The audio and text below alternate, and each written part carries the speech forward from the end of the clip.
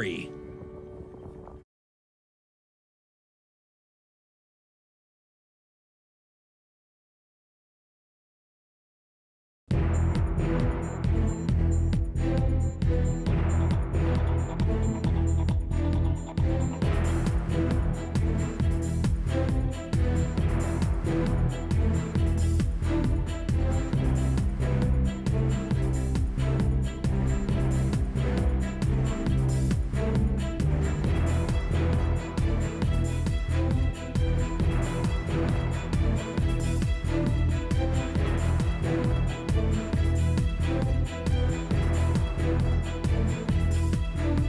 Welcome to Hitting Home with Mike and Arif. And now that the real estate market is starting to stabilize and prices are leveling out, this is precisely the time when you start to see those real estate investors, the seasoned investors, coming out and looking to purchase homes. Would you agree with that, Arif? Are you seeing that? Absolutely, Mike, and it's a great thought and a great thing that people should be considering right now for their own personal decision making going forward. You know, we look at so many other things in the world in terms of taking guidance on when is the right time to make a move and when is there an opportunity. And you've heard the age-old saying, which is, buy low and sell high. Real estate really is no different. But of course, with something that is so personal for many, emotional for many, hits close to home, if you will, we tend to sort of hold back and be a little bit more reserved. And then what ends up happening is it's that other saying is the early bird gets the worm. So Mike, absolutely, I would say now is that time that people are looking at it, because when we take things in context, we are on the low side. We are on a slow side. We are hearing in the news that more and more people at home, Mike, are experiencing a tougher time with their finances and might be looking to get out of that thing that they got themselves into a year ago when it looked like a good idea, but it's materialized as something else. All in all, that creates an opportunity for someone else to come in who's ready to buy. Yeah. And what you're talking about there, Mike, is really the seasoned investor. Yeah. And that pause that we are seeing, that stabilization, if you will, that's come about in the last 6 months or so. I can attest to all of the deals that I've been involved with in the past 6 months, let's say. Of all of them, at least half of them, possibly more, on the purchase side of that trade, whether I'm representing the buyer himself or herself or the sellers, the purchaser on many of those properties has been that investor. And what's happened, I know some people are probably sitting back and go, real estate prices have gone crazy in the past few years. It's the last place I should be putting my money. But as prices have increased, as they have for time immemorial, prices continue to increase. As they've increased in the past 2-3 years, so too have rental rates. And I think rental rates have even increased at a greater pace than the home prices, which again creates opportunity and interest for those seasoned investors. Yeah, Mike, so what you're talking about really, and I'm glad you're bringing that up, it's the whole concept of perspective and putting things into context. So Mike, let's get out of real estate just for a moment. If you were to look at your investment portfolio, let's say you've got no real estate in your investment portfolio, in your retirement plan, and you've got your TFSA and your RSPs, and you've got your self-directed fund, or maybe you're a stock trader, maybe you're a day trader, and you're looking at the TSX or the NASDAQ or the Dow as your benchmark, and you're looking for that. When you're looking at it, I mean, if you were to look back 10 years, where was the Dow compared to now? Nowhere near where it is today. So the question around is the time right is not looking back in history necessarily and say, well, compared to 10 years ago, I'd be crazy to buy in now. It's what are all of the speculators and the pundits and the experts who are looking at all of the market conditions in technology sector, in the oil and gas sector, in wherever, banking sector, groceries, for example. They study inflation. They're looking at the world markets, and they're looking at things that are going on in Europe. They're looking at things that are going on in Asia and East Asia and North America. And they're constantly looking at what is the barometer and what does today's data suggest tomorrow is going to look like, Yeah. not what does today look like compared to yesterday. Yes, you can learn from history, but you need to be looking going forward. So, Mike, back to your point on real estate, sure, even today, our prices are at a near record high compared to where they were a couple of years ago. We've gone up 300% in 5 to 10 years. And yes, we've taken a dip of 30%, but Yeah, 30% compared to what? And where are they going to go tomorrow? well, it's a small dip in comparison to the long-term growth that we've seen over that same Exactly. 5 to 10 year period. But I'm going to contradict you a little bit there, and because I think history is exactly where you should be looking as a real estate investor or someone who's considering investing in real estate, because I think we're at a point right now, and we've been at this point many times throughout the last 100 years, where people look and they go, real estate prices have hit a point. There's nowhere for them to go any higher. There's just no way that the economy can sustain prices increasing on homes from here. And we were at that point at least 3 different times, maybe 4 different times in the 20 or so years that I've been in the business. But here's what happens. Salaries increase, people's earnings go up. The rest of the economy tends to catch up. And yes, we do see prices going up. And I would hazard a guess that over the next 5 to 10 years, the average price of homes in Barrie will be up at least 50, maybe 100% from where they are now. I mean, I can't know that with certainty, Mike, but I can say with absolute certainty that the where they're going is up and not down. so I'm going to give you that contradiction as a fair point. My reference, though, was if I'm going to think about should I buy today or tomorrow, well, our prices are up compared to yesterday, so I'm not going to buy. That's looking back as far as I'm concerned. In terms of, I think that's a bad idea to look in that direction in terms of history. Mm-hmm. So, but absolutely, you're correct. If you look at the last 10 years, prices have gone up anywhere between 200 and 300%, and they will continue to do so. As for personal income, I definitely would agree with the argument and the sentiment out there for people who are saying, you know, my personal income hasn't kept pace with the price of housing increase or inflation, et cetera. However, people are resilient, humans are resilient, and therefore household incomes have gone up, meaning we've gone from single income families to double income families to triple income families to sometimes quadruple income families, with people taking evening and weekend shifts and taking on side hustles and other types of business, or they've been upgrading their skill sets, et cetera. So again, you're absolutely right.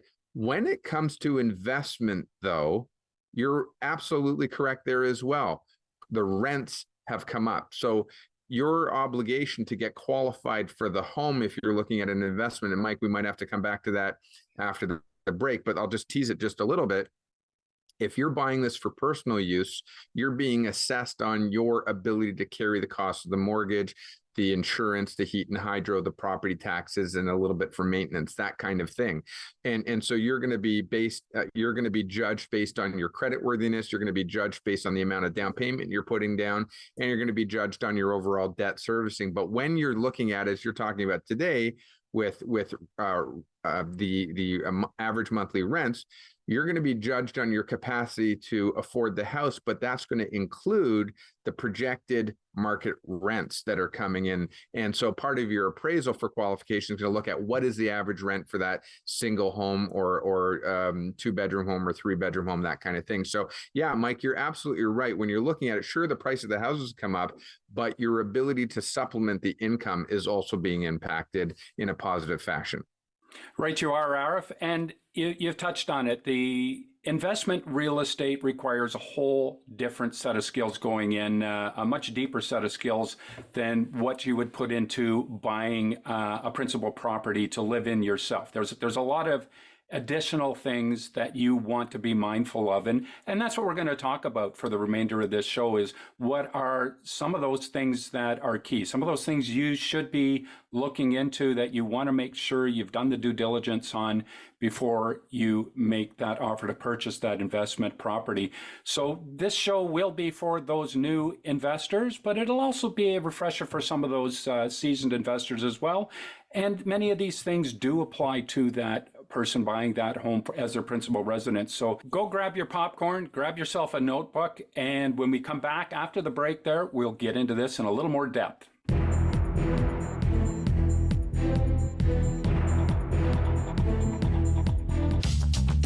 This program is brought to you by Ignite TV. Now you're in command. Visit Rogers.com for more details.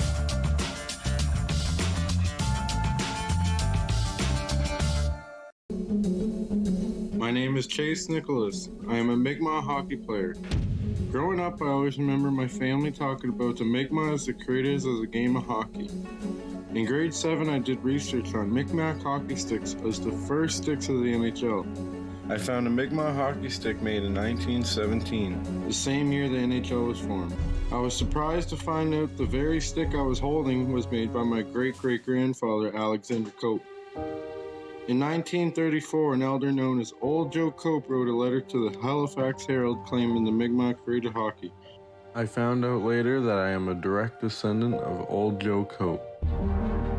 There was a time when Mi'kmaq children were torn from their families and not allowed to speak their language, losing their words and stories. But the stories are coming back to us.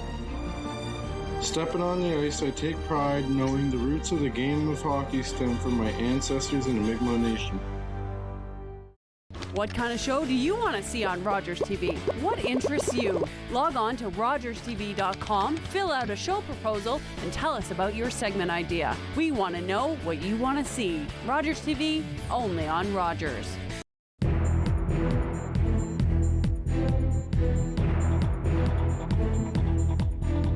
Welcome back to Hitting Home with Mike and Arif on Rogers TV, Barry. And today we're talking about investment.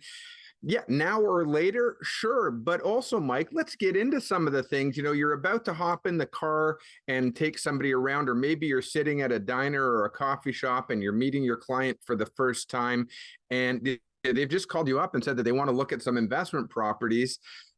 I think the right thing to do right now is to find out from you, Mike, as a realtor, who are you sitting across from, and how do you determine who you're sitting across from before you start taking them through the list of available properties for consideration? Yeah, before we ever jump in the car or start booking showings, is I like to sit down with people and we want to learn, what are your objectives? You want to invest in real estate. Are you looking for something that's turnkey, that you can get an immediate cash flow from? Are you looking for a property that's maybe challenged in many regards and is priced accordingly so you can get in there, do some work on that, and then maybe turn around and flip it? Or maybe you're looking for that property that you want to hold for the long term. Turn a positive cash flow ideally on the property, and maybe 5 to 10 years down the road, sell it for a profit. There's different strategies for each of those. And you need to know which of those that you're pursuing. And, if you're holding and you're waiting for a property to appreciate over time, there's a lot of things to consider as well. And that is the neighborhoods that is in. Is it a gentrification underway within that neighborhood where you're seeing the neighborhood evolve, and therefore the average prices of homes going up over time in that area? That's a key area you may want to be focusing on if you're holding for the longer term. If you're just looking for something that's cash flow positive, you need to assess all of those numbers, and we'll get into that a little bit, and that's going into your area, but there is talking about financing. You need to do your due diligence regarding financing for investing. Yeah, Mike, on that talk point, about that a bit. Yeah, sure. On that point that you were just making, I think one of the important distinctions you and I talk about a fair amount, is that when people are looking at buying real estate, there is a massive distinction between and there should be a massive distinction between whether you're buying this for your personal use or whether you're buying this as part of your portfolio as a business proposition. Yeah. And remember this, a business proposition can come in many different shapes and styles. For example, if I own a home and my family is receiving shelter in that home, that's one thing. And the banks will look at it that way. The government will look at it that way. The Revenue Canada will look at it that way. And there will be a whole set of criteria around qualifying to buy a house under the roof, which I shelter my family or myself personally. Mm-hmm. So Buying what a are off the top some Well, of yeah, the Mike. So buying a secondary property for investment purposes could be a vacation home. It could be a cottage property. It could be a condo in the city. It could be something for one of my children who are going off to university, and I'm going to buy in a university town or something like that. And it could be a single unit or a single property that really I'm not turning into a business. But at the end of the day, I'm going to build that asset, and that asset's going to have appreciation. And at the end of the day, when I sell that property, it's going to provide me for some sort of benefit in retirement. That's one kind of investment where it's still pretty close to home because it's for my own personal use, my own personal gain. Yeah. But another criteria, Mike, could be jumping into saying, well, you know what? I don't have the benefit of RRSPs or TFSAs or a stock portfolio or a union pension program or something like that. And I'm on my own to create my own. I'm going to buy one property, and I'm going to see if I can qualify to buy that one property and have some tenants come in it. And so between, as you said, Mike, seeing some either cash flow neutral or cash flow positive, ideally, combined with potential appreciation over the decade or 2 decades to come, you're going to get sort of your combined return on investment made up between cash flow and appreciation, right? So that's how we're looking at it from a mortgage broker's perspective and from a bank and financing perspective. At the end of the day, if you're not cash flow positive, you've got to be able to show, and we'll get into this a little bit later, but you've got to be able to show that you can carry the difference. What happens if you've got a vacancy for 1 month? Can you carry that difference? Again, we'll get into that a little bit later. Sure. But the third one, Mike, really in my perspective, is that professional investor. And that is that either you're well capitalized and you're going in and you're buying multiples, and this is going to be your primary source of income, or you're going in with a pool of investors, or you're going in with some friends or family members, and you're each kind of pitching in on the down payment, and you're each going to be on the hook for responsibility. And maybe one of you's an expert in one of the trades and is going to help with that fixer-upper that you identified earlier, or maybe one of you's got some time on your hands where you can assist with the property management and rent collections, et cetera. So there really are different categories, Mike, but the one common thing that is important is making sure that we distinguish between this is no longer an emotional decision that needs to be not made. at all. And that's the underlying theme for today is it's not an emotional purchase when it's an investment. There are things you would look for that you may not look for on that primary home purchase, and there are things that just don't matter for the investment property that emotionally might matter to you. And we'll get into that in a little bit more depth. But talk to me, I'm that first time investor buying that first property. Okay, I'm buying my primary residence home. I know what I'm going to need. I'm going to need at least 5% down. I'm going to need maybe up to 20 or more percent down, whatever I can manage. For that down payment, I'm going to need to qualify based on my income and my assets and my debts, that ratio that would be determined by my lender.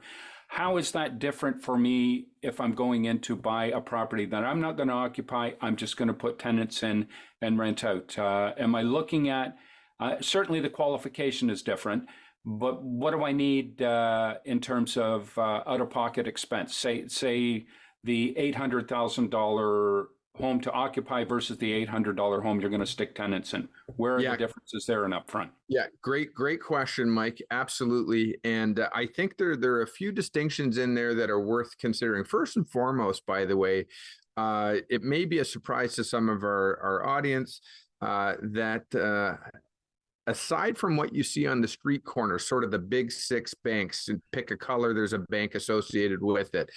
There are about 300 different lenders that are available in general. And those different lenders have different criteria. They have different regulations and requirements that must be followed, et cetera. But overall, if we're sort of picking a bit of a curve there and picking sort of an average experience, many of the banks look at a portfolio inside of a client portfolio that includes less than 6 doors. And 6 doors, it's not necessarily 6 properties.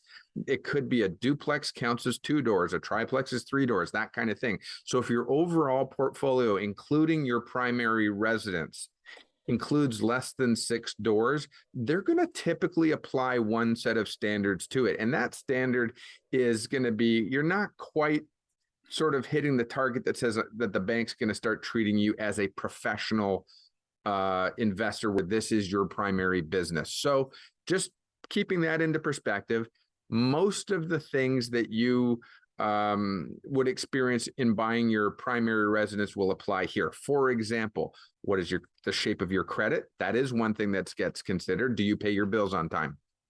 And not only do you pay your bills on time, but what percentage of your credit are you using? Are you always at the top and the max of your credit limits?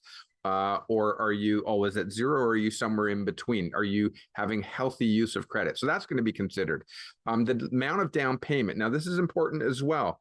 Typically speaking, even if you've got great credit, if you're buying the home for investment purposes, there's a different amount of down payment that's going to be required, and the majority of banks are not going to be looking at you to be adding a sort of the mortgage default, the CMHC type of insurance, right? It's not going to be on the table. Not available to you as an investor. Not available for you. Yeah. There are some you got to speak to your broker, you got to speak to your bank, you got to know what your particular circumstances are. But there's a lot more criteria that needs to be met in that regard. So in all likelihood, you're coming up with being equal on that payment. home, that property, buying it as an investment, in all likelihood, you're going to need more capital to put down upfront on that property. Am I right in reading that? You are right in saying that. And again, that is also because not all banks are able to tap into those programs that are out there with insurance. So again, you have to have a bank that's one, going to be have an appetite for rental properties.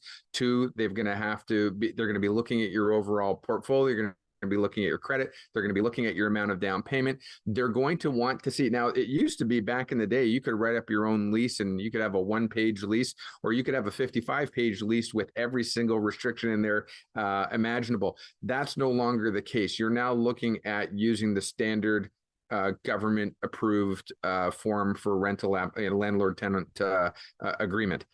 So they're going to be looking at that, and they're going to be looking at again, does this property carry itself with the income versus the expenses? A net operating income is what we talk about in this particular case. So you take your income, your gross revenue income that's coming in there, and you have to factor out your expenses for carrying that. So you're factoring out your property taxes, you're factoring out your heat and hydro or your utility that is applicable. You're factoring out some insurance, you're factoring out some maintenance.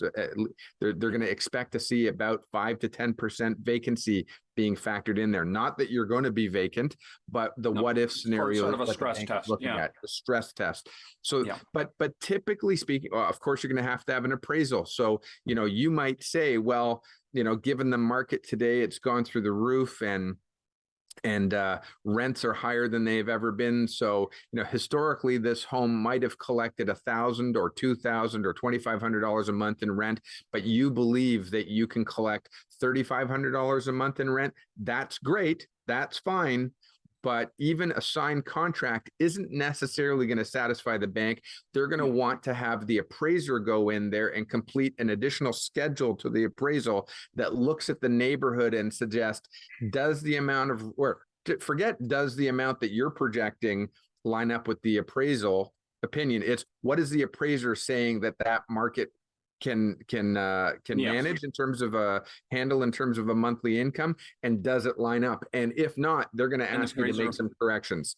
So the appraiser does have that final say. Yeah. At the end of the day, to your very simple question, they're going to be looking for at least a 1.2 to 1 debt coverage ratio, which means you're going to want to see that you're getting in at least 1.2% of income compared to 1% of debt.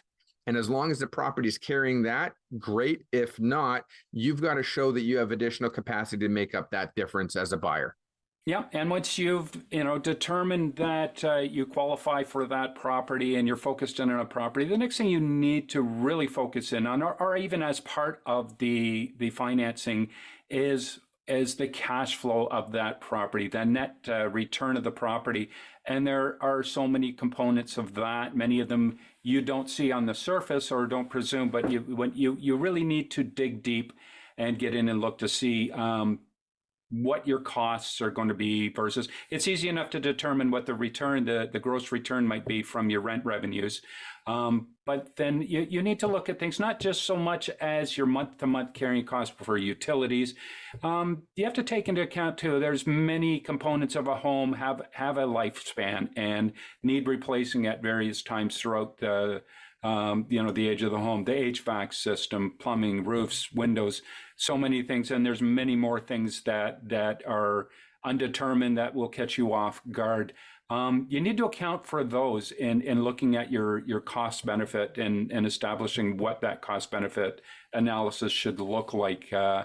And to go in with just, we're good, we're $200 in the black every month on this property, everything's good. You have to, have that, the what ifs in there. What if I have to get to a point where I have a tenant who's lost their job or is in a situation and I'm going to spend the next year trying to get them out of there and lose a year's revenue from the house? You have to prepare for those worst case scenarios all the way through. And yeah, Mike, and I think that's good information. And I think it's also important to take into consideration the fact that what you and I as homeowners living in our own primary residence might consider or deem acceptable, and we'll get around to that repair or that maintenance when we're ready to do so, when we can afford to, or when we feel like it. When you're dealing with tenants, it's important to realize that their tenants have a very strong Bill of Rights, and they have a level of expectation, and the government and the landlord-tenant tribunal is going to take into consideration that what you personally may deem acceptable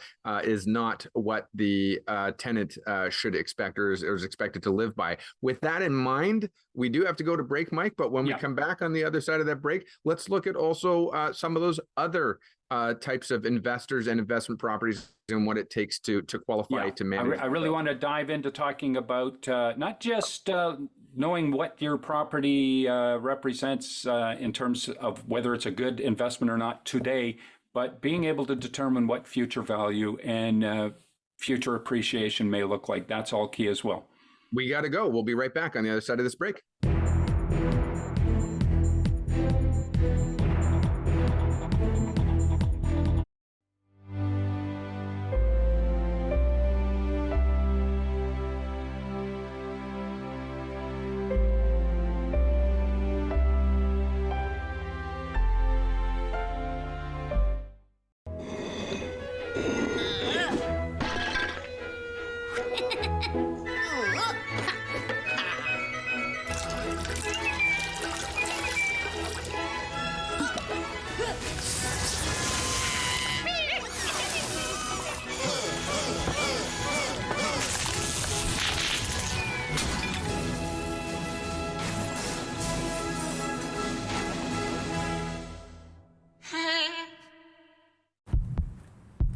Focus better. Heal better. Sleep better. Partner better. Create better. Love better. Breathe better. Learn better. Laugh better. Lead better. Think better. Work better. Friend better. Unwind better. Happy better. Everything gets better when you get active.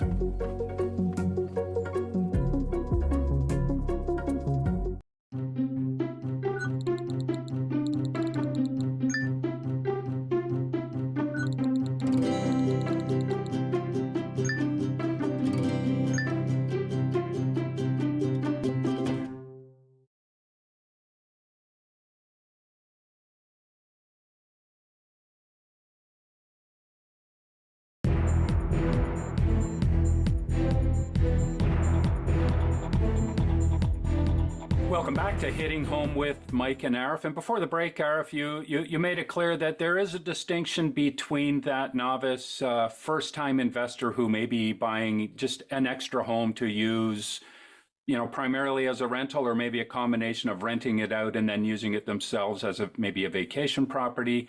There's a distinction between that is observed by both the lenders as well as the CRA, between the casual investor and the professional investor. So maybe you can elaborate a little bit on what that distinction is, where that line is, and what the differences may be.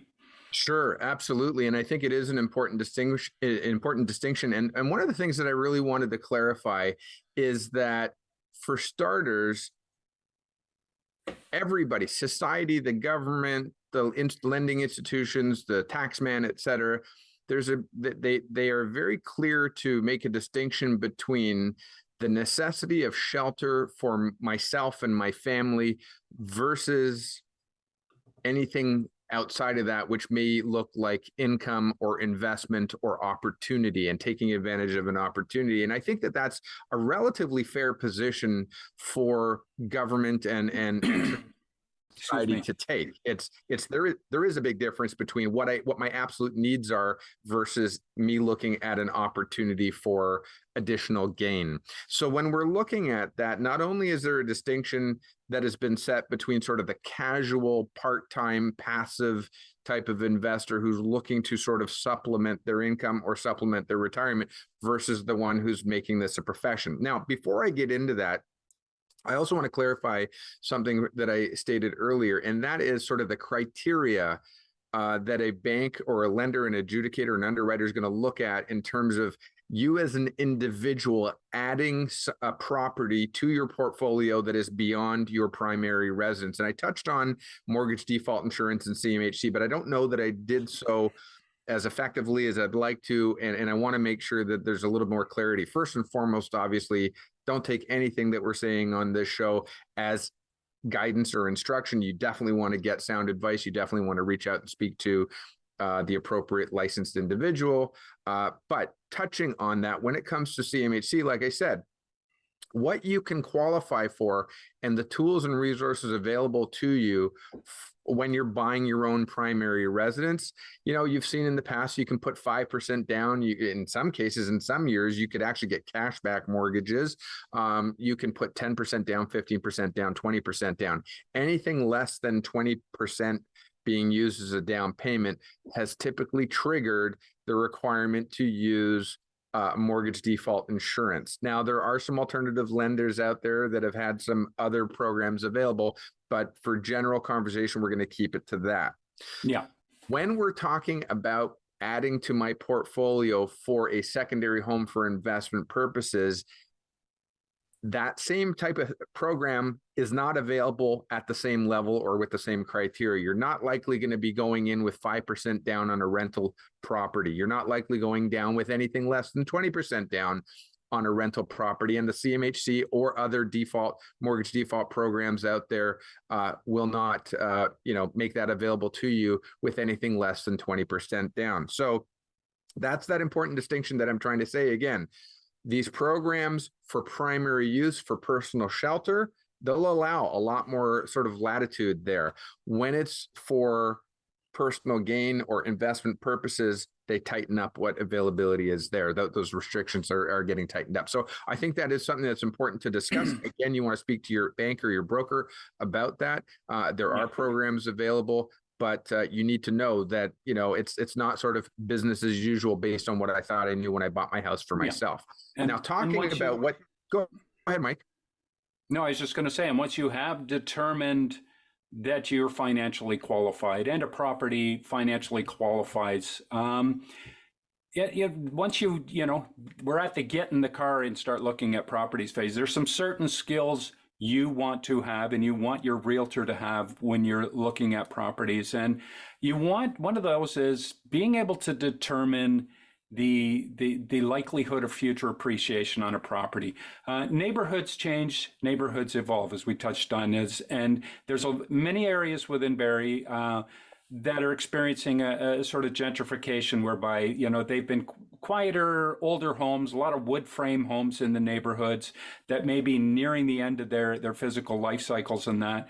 And that may present challenge. It also may present opportunity for you to get in, because if that neighborhood is evolving and homes are being fixed up, it's going to drive up the average price of homes in that region, and you want to get in at the lower end of that as the prices are starting to go up. And there's some neighborhoods as well where we're seeing those older wood frame homes where investors are coming in and buying up 2, 3, 4 of those properties.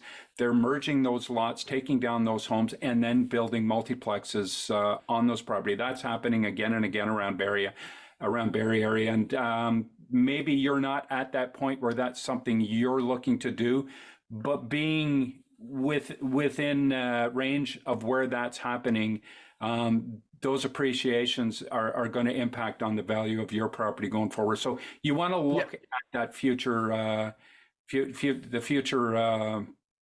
Mike, I think you're 100%.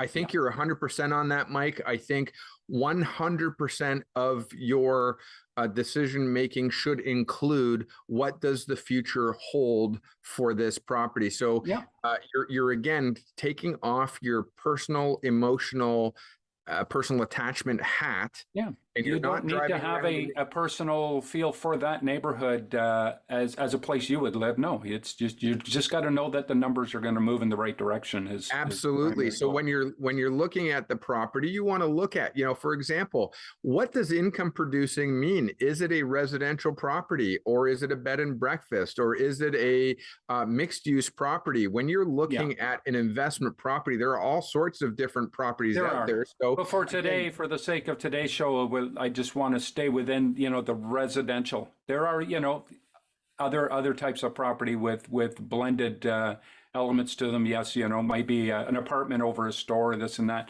But that's a whole other show when we will get into that. So I think what you're looking at, though, when you are before you're getting in the car, what you're looking at in terms of getting your head on in the zone, and what are you taking into consideration? Well, a couple of things. One, in terms of getting away from the emotional, it's not about what neighborhood do you live in, and therefore what neighborhood do you think a tenant might like to live in.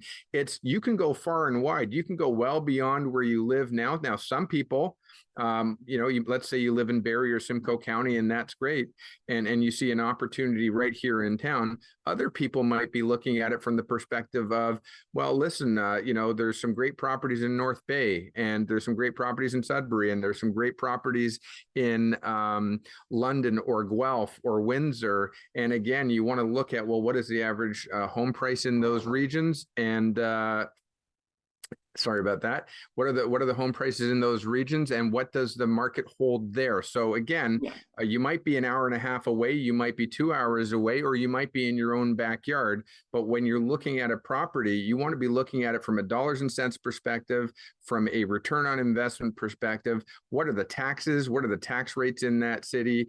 And something you touched on earlier, Mike, that's also equally important is where is the property in its sweet spot in terms of when the last time some of the major appliances were upgraded? And you touched on that, Mike. So many savvy investors will say, well, the average lifespan of a furnace may be 15 years or 12 years, but if it was just replaced within the last 7 years, that's a great time.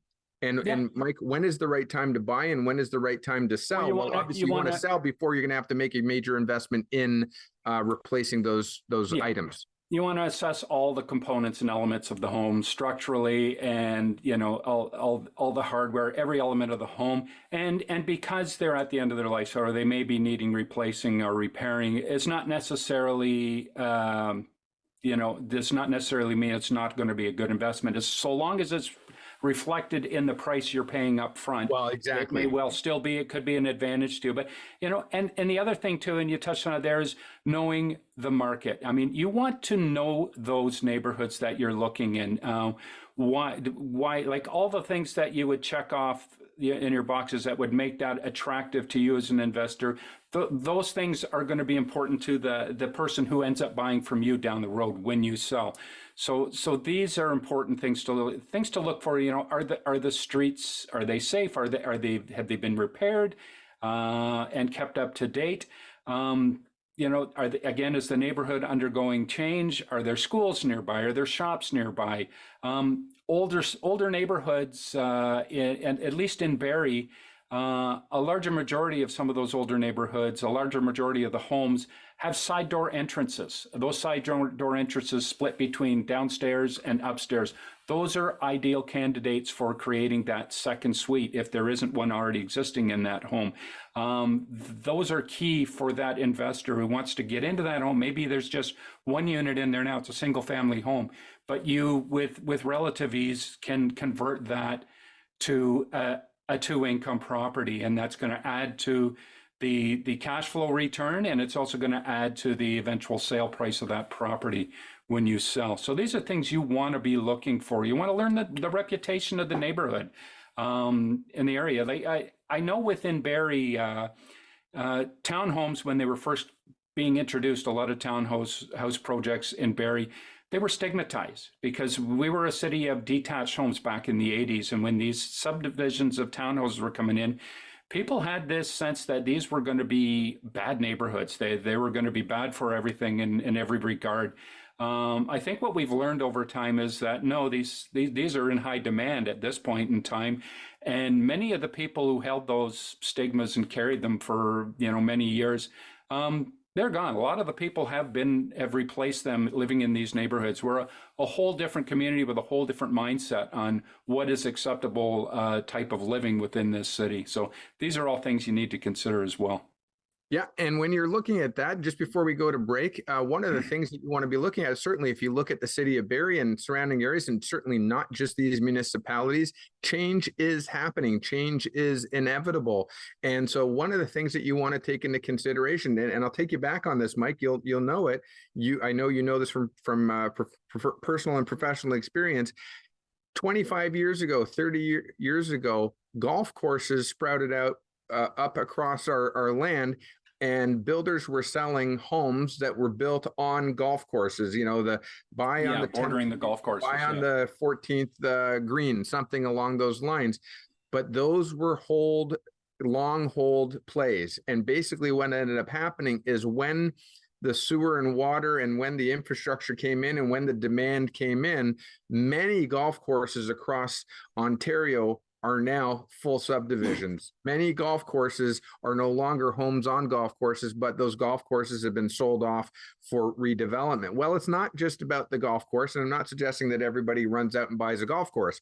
But what I am suggesting is that home that you buy, if you know what the neighborhood is, an investment property might be buying a single family dwelling that is a single family dwelling today, that might be an ideal candidate for redevelopment into an apartment building or a condo or some other zoned application in 5, 10, 20 years. So sometimes you could be buying for today's use and you see long-term value coming out of it, and you're going to get cash flow out of it. Other times you might be buying for what the future potential holds. And that's a conversation that you want to have with your realtor as well. We do have to go to break though, Mike. We do. When we come back, what does the future hold? And what do we predict even in our own in our own backyard? Some opportunities that we've talked about recently as well. New plans of application of coming forward. Is there an opportunity in there as well? Yes, Arif, and we'll be right back with that. And we'll also talk a little bit about knowing your market in more depth after the break.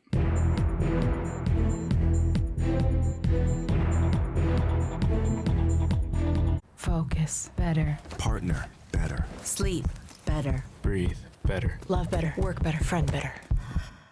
Unwind better. Everything gets better when you get active.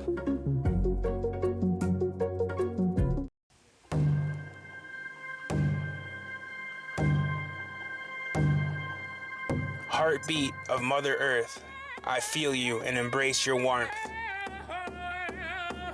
I see you dancing through the trees. Your song floats on the summer breeze. Community, we come together. We are the voice of our ancestors. Thankful for how much you bless us. Feel the thunder in the drum. All our voices sing as one. Feel the power, feel the pride. Feel the drumbeat deep inside. Feel the boom, feel the bass. Let's let go of time and space. It'll make you dance, it'll make you sing. Ode Wegun, Wedok Wishin. The drum will lead you, take you far. Always remember, who you are. What kind of show do you want to see on Rogers TV? What interests you? Log on to rogerstv.com, fill out a show proposal, and tell us about your segment idea. We want to know what you want to see. Rogers TV, only on Rogers.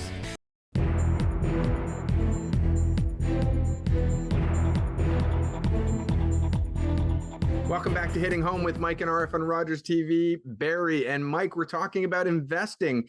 And you know what? Over the last couple of years, we've had really interesting conversations because one of the things that we've talked about is migration and why Barrie and surrounding area has been so attractive to home buyers.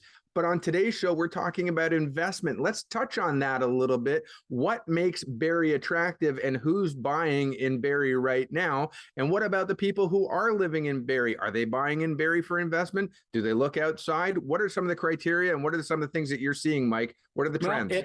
It comes down to numbers for many, and if you look to parts north, you might go to Orillia, Penetang, Wasaga, even beyond that, to find more affordable properties that you can turn around and rent. But you have to keep in mind as well too that the rents will differ accordingly too, the further you go north. So there's a lot of great opportunity right here within Simcoe County for rental purchases, and we know that here as Barrie residents who are interested in buying investment properties. But who also knows that is the GTA investors who are looking to buy, and maybe that property at $2 million in Toronto, the numbers just don't work for turning around renting that out. So they're looking to Barrie where they can buy into a similar property for under $1 million and make a return on that property. So, and that's driving prices. It's also driving the rental rates that can be commanded for those properties as well. Well, Mike, just a real quick note we're touching on then, just to that point, is again, we talked about this over the last couple of years. There were people who were saying, why am I renting for the amount that I'm paying for rent? I could be buying. Well, that important distinction in that particular case is how well prepared are you to qualify to own the property? Can you handle the change in interest rates, for example? And do you have the required down payment to get in?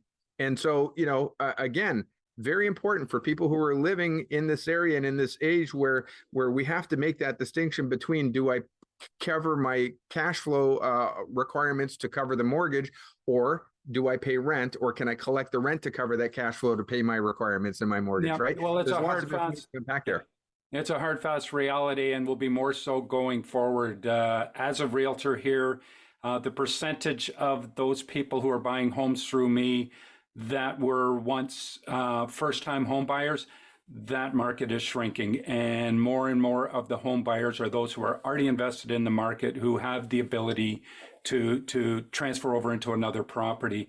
The bar is exceptionally high here, higher than at any point in our history. It'll be some time before there's a correction there, and you know, wages come up to a point where home affordability is something that is going to work for many people.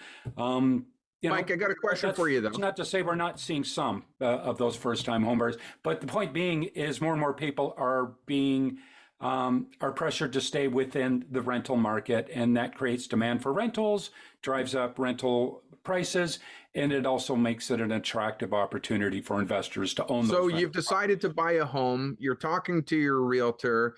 On paper, it sounds great. On paper, the house value is there. On paper, you think you can afford it. Now comes the reality, and you've got to make sure you've got a tenant in there. It's a rental property. It's an income property. You're about to put a tenant in there, Mike.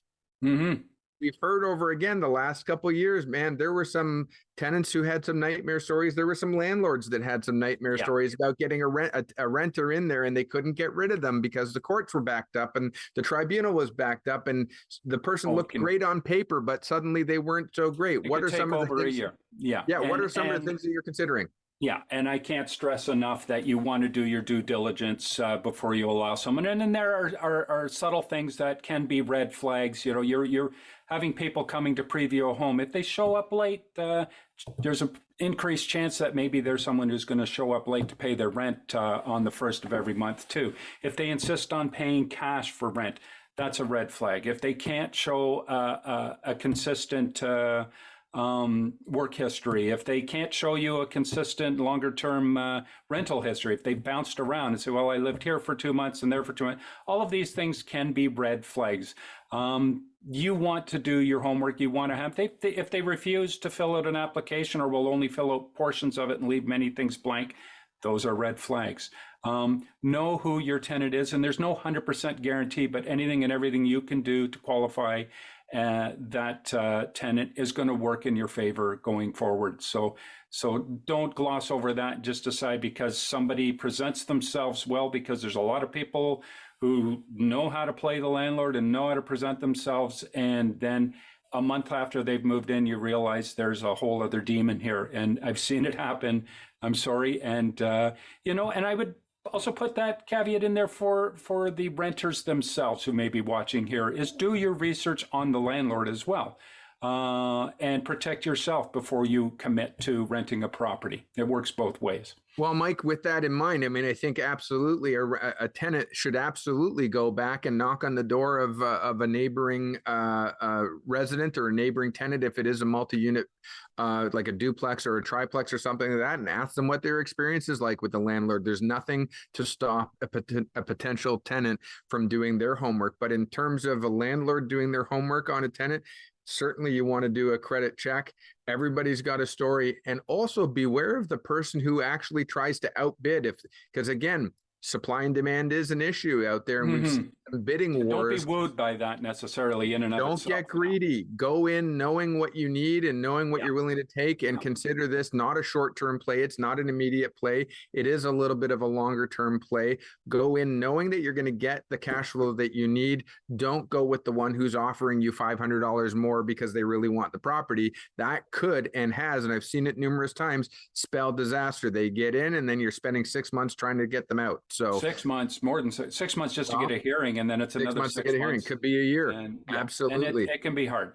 And some other advice I would give you as well, if you're looking into this and you're going to own an investment property, you're going to want to build a little team. And I'm not talking a full-time staff. I'm talking about knowing those people and having spoken with other people to find out who are the best people in your community that can do HVAC, that can do plumbing, that can do drywall, taping and repair. All the different trades that you may come up upon needing their services at some point down the road. There's a leak or something and you need someone in there quick.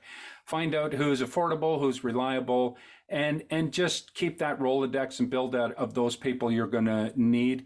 And number one in that list, I will say with and without bias, has to be the realtor that you're going to work with, because you want to hire someone who knows all of the things we've discussed here today, and knows those neighborhoods, but can also read you and get a sense for you. It's going to be your eyes and ears going forward. It's going to negotiate strongly for you, and you find that right realtor, and he or she is going to be kind of your partner going forward for as long as you're involved in real estate investments. So I would say take as much time and do as much due diligence on choosing who that realtor is going forward, because they're an important part of your portfolio as well. So one of the things that I will touch on, though, in terms of being an important part of your portfolio and building on that portfolio is, again, understanding and having a thorough level of understanding and confidence about the difference between how you run your own personal household versus how you run the household of your investment portfolio. This is really where you want to bring your accountant into play. Many of us have a goal in mind, that is, I want to be mortgage free by the time I'm ready to retire, or something along those lines. Some people are like, I want to be mortgage free by the time I'm 35 years old. And that's great, because different tax laws apply to different perspectives of your life. Are you able to write off the interest on your mortgage on your personal residence, or are you able to write off the interest on the mortgage on your investment property, because now that's a cost of doing business? So again, you want to speak to your accountant about understanding how the numbers work. Yeah.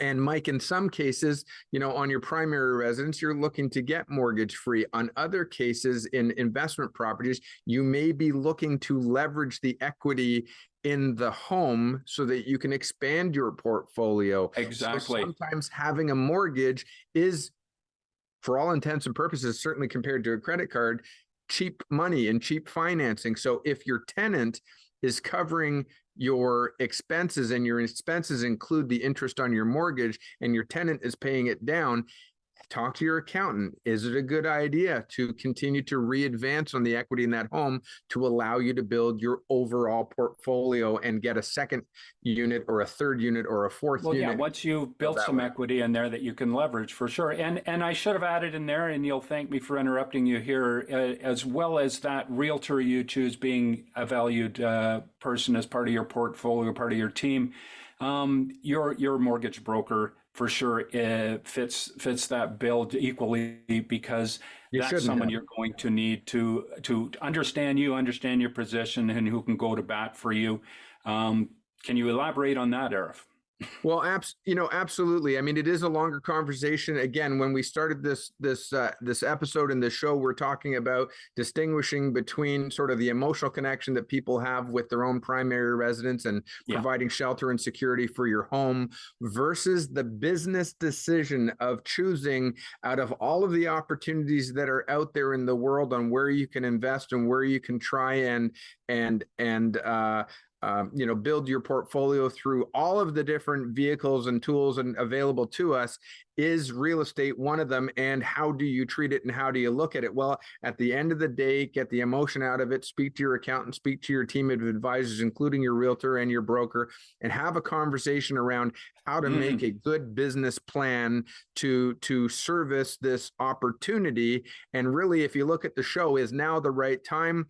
Absolutely. Now is the right time. That is your the city, bottom line. Your municipality is always changing, Mike, and there's always an opportunity. You just need to make sure you're of the right mindset and you're willing to put in the time and effort and be disciplined around the whole concept of real estate as an investment. Mike, final thoughts. We got to go in about 30 seconds. Yeah. Well, as you say, today we are at one of those points that the investors look for and they anticipate, and we're right there. This is an opportune time for investing. And going forward, I think real estate investment within our region is still going to be a safe bet for those who are looking to put an investment portfolio together.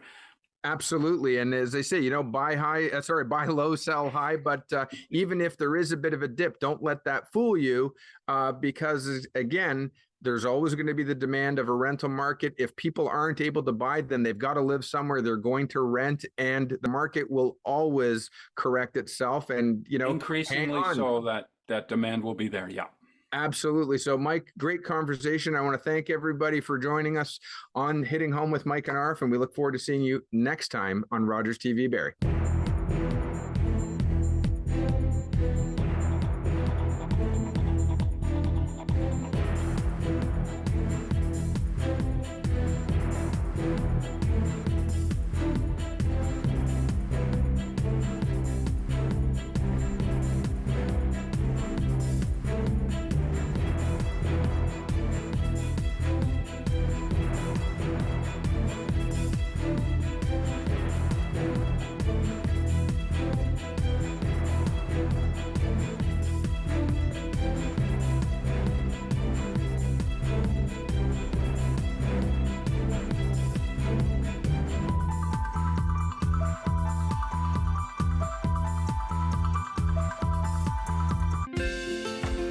Call the Rogers TV Viewer Response Line. Email us or connect with us on social media.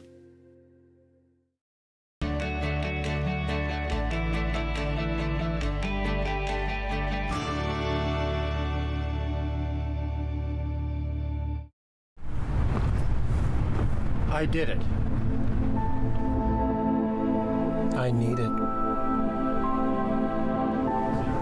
The hero gave it. And I am alive. As an organ donor, you can save up to 8 lives and enhance the lives of 75 others. Please go to our website. Pledge a gift of life. You'll be glad you did.